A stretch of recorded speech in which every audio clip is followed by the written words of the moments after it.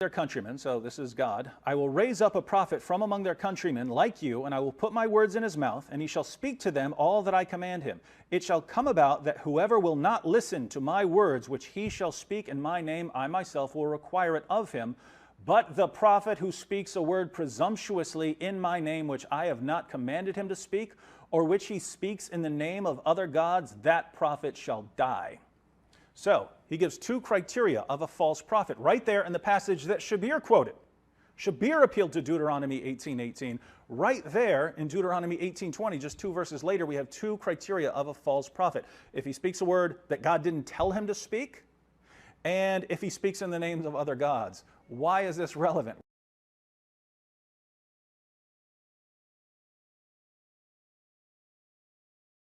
Here, we want to have you because David went last. Sure. Okay. David, I'm glad you referred to Deuteronomy chapter 18 because the criteria for a false prophet would seem to disprove both Jesus and Paul. Because one of the criteria is that if the prophet says something will happen and then that thing does not happen, then that was a false prophet. Now, Paul, in his letter to the Thessalonians, spoke as though he will be alive at the time when Jesus returns. That did not happen. So that's a false prediction.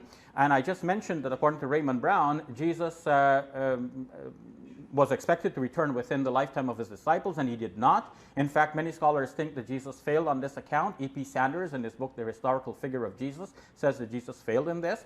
So the Gospels have him predicting his return within the lifetime of his disciples, and he did not return. So that means, according to the Bible itself, Jesus would be a false prophet. The only thing that rescues Jesus from being a false prophet is Muslim belief in him for Muslims from the Quran itself. Then we can believe that he's a true prophet. David.